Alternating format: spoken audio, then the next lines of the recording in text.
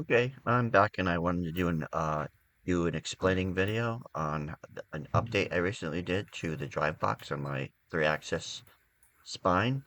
I think one of the problems that I've always kind of had is that the motors on the drive box stick out kind of far, and I just wanted to see if I could get things tighter and closer. And after learning how to do a few different things, like going around corners with the drive lines, I figured out a way that I can do this. What I did is I built a drive box that integrates pivoting segments, so that I actually broke the drive box up into two different segments.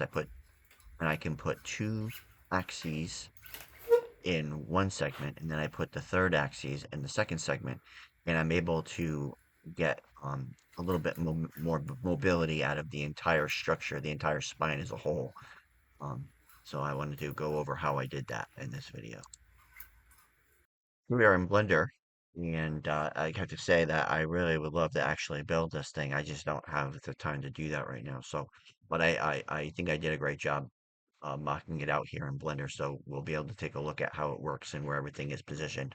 I don't, if you the motors basically in order to get this whole drive box tighter and closer together and all the pieces closer together, I kind of worked out some of the mechanism that I had in place, and I turned the motors 90 degrees from where they were. So now they're actually the pulling angle, the drive angle of the draw line actually has to go around a corner, and but it lets me put the motors a lot tighter to the center of this entire structure, and everything's a lot smaller. It's important to note that the segments that are inside of the rib cage, these top two segments that now hold these motors, um, they don't move in two directions. They only move in one direction. Right now, I have this configured to move forward and back. And if you take a look at this, you can see that I take advantage of that fact when I'm putting the motors in here. Since I don't have to worry about it going left and right, I only need to worry about it going forward and back. And I positioned these motors right here in the dead center so that as this thing pivots, it's it it doesn't tap anything inside of the motor because I have the highest point of the motor in the center of the drive box and where the pivots actually go. If you've seen some of the videos I've made before, you can see that here's the five segments that pivot, and it's just right in line with these new pivots. So this is actually just part of the pivoting, the segmented, the articulated spine. Now these segments. Previously, my drive path didn't have to go around any corners or anything like that, but since I've learned how to do that it's actually a lot easier than I thought it was going to be. I'll show you see if I can show you the drive path of there's I didn't model the second axis because it's just a mirror image of the first axis, but I'll show you the first axis and the third axis. Um, Looking at this side view here, you can see how I have this checker line and then the solid line. That is the positive and negative actuation of the axis one, and they come up from if you see them positioned with the segments. If I put the segments in, you can see that's where those would pull on the segments, and then they go up, and you can see that they kind of go to the left and underneath the motor.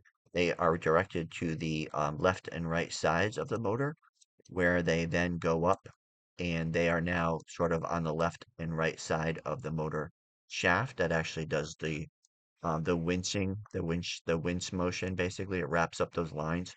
When one line is being tightened, the other one is being loosened. And that's kind of how that works. And you can see that it's pretty clear here that you they are kind of pull. I try to keep them opposite sides of the motor shaft so that as I preload the tension on these drive lines, that it would sort of remain neutral, place a neutral pressure on the drive shaft of the motor. If had put in both the positive and negative pull lines on the same side of the motor, like pulling from the same direction, then I put like 50 pounds of preload on this, then that thing would be pulling on the drive shaft for 50 pounds. Well, putting 50 pounds on the left side and 50 pounds on the right side, it's going to apply a twisting motion. It may apply a twisting motion to the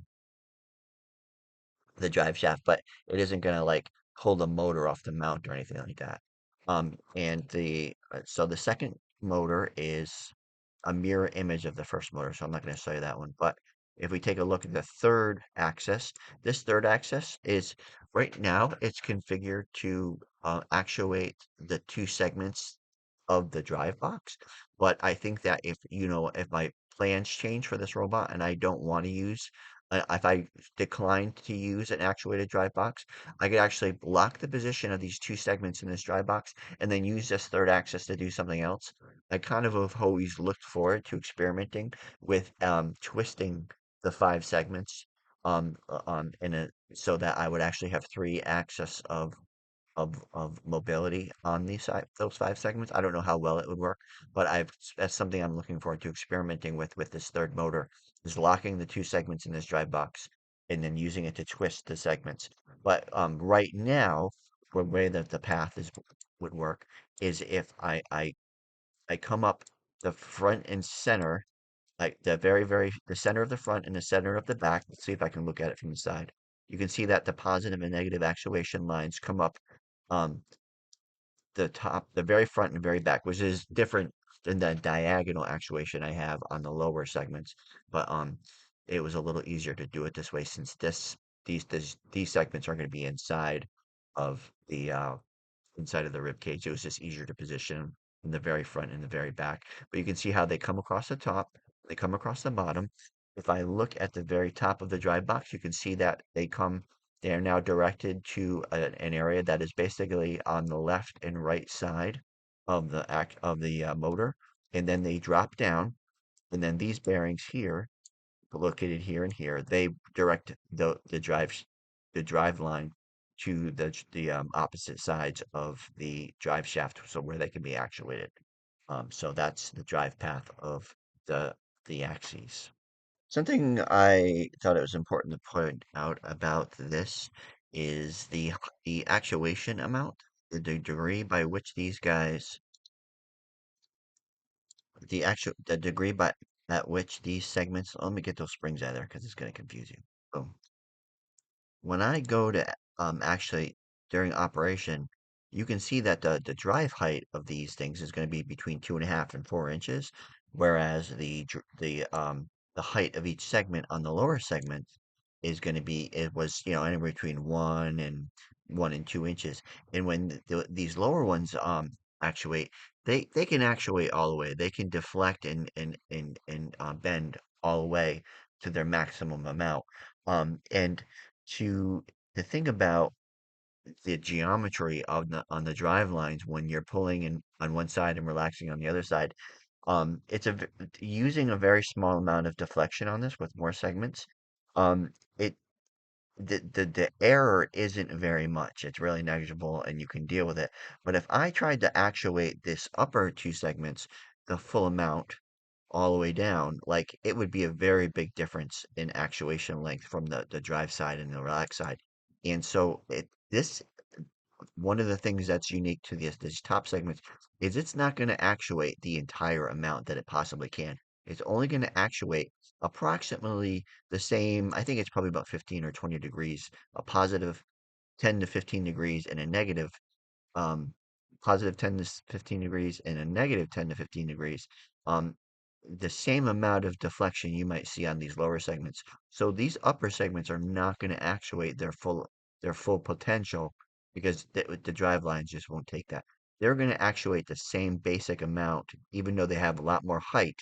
They're going to actuate the same basic amount as the lower segments, and that's what these posts.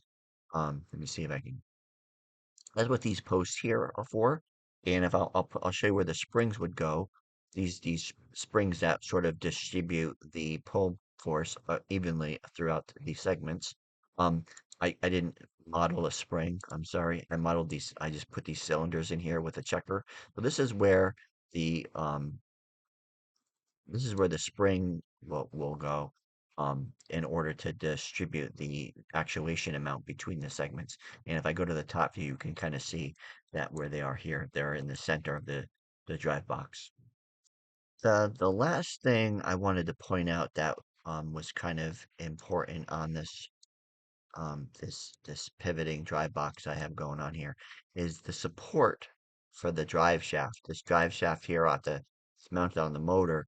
Um, if I were to pull on this, um, it's gonna, it's gonna put a pressure in the pull direction of the drive lines, and it's gonna constantly be putting pressure on the motor.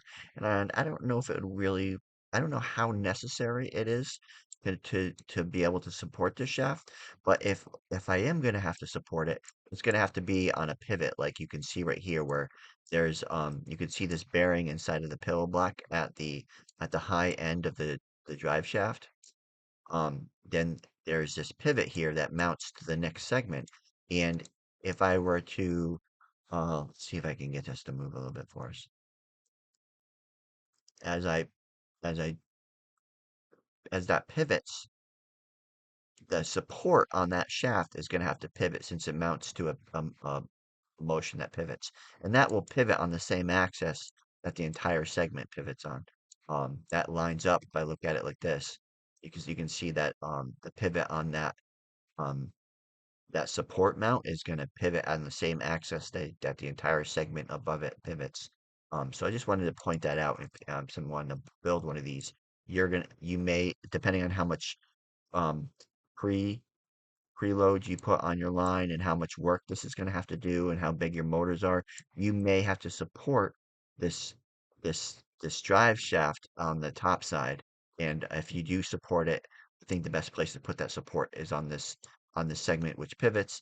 And of course, your support is going to have to pivot as well. So I think that will work really well when I get this together. I think I'll try it with and without it for myself to see if my application requires it or not. If it is seems like it's putting too much pressure on that drive shaft and us to support the drive shaft, I'll put in this pivot support. But I just want to show that to you in case you built one.